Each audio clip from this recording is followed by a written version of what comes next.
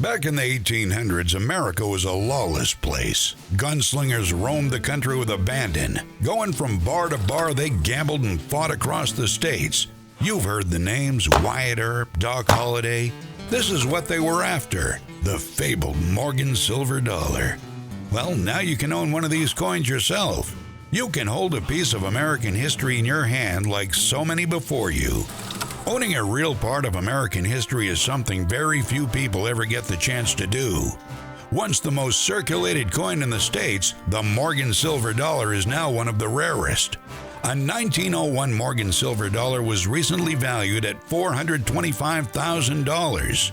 This is what makes collecting coins so exciting.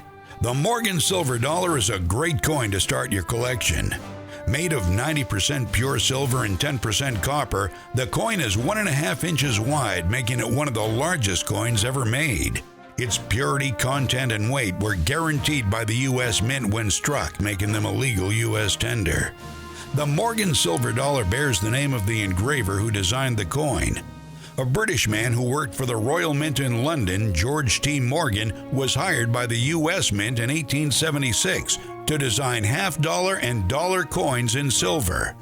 He used a Philadelphia schoolteacher as his model for Lady Liberty, as he felt she had the ideal facial features and profile to represent the qualities of liberty, freedom, independence, and autonomy. The design for the silver dollar was in fact initially intended for the half-dollar. Morgan enlarged the original engraving to the now familiar full-size dollar piece. It's wonderful to think that people like Wyatt Earp, Doc Holliday, Ulysses S. Grant, or Theodore Roosevelt may have had the silver dollar that is part of your collection in their pocket at some point. Whatever the year they were produced, they were all struck by one of 5 mints which made up the U.S. Mint.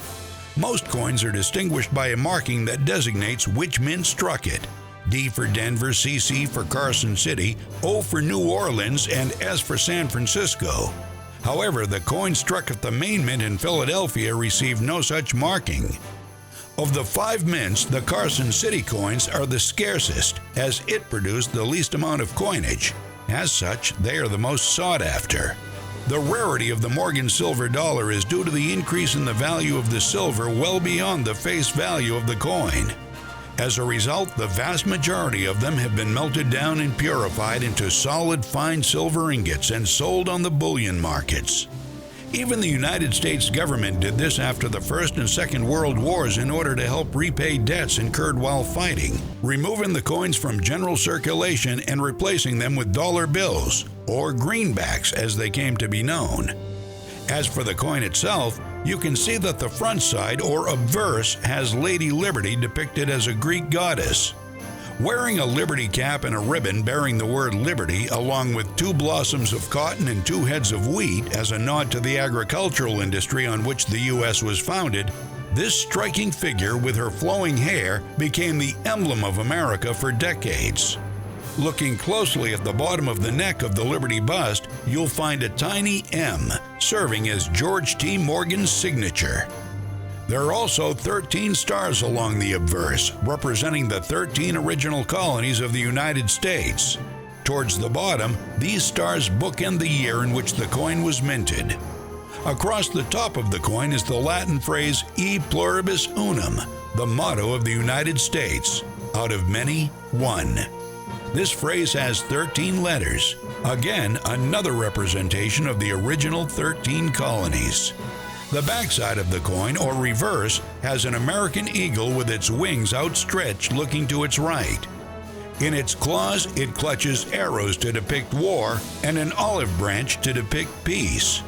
The motto "In God We Trust" appears in Gothic script between the wings at the top of the coin. Under the eagle, a laurel wreath is shown. Under the bow which ties the wreath is the letter representing the mint which struck that particular coin. Like the obverse, Morgan again used the single letter M as his signature on this side of the coin.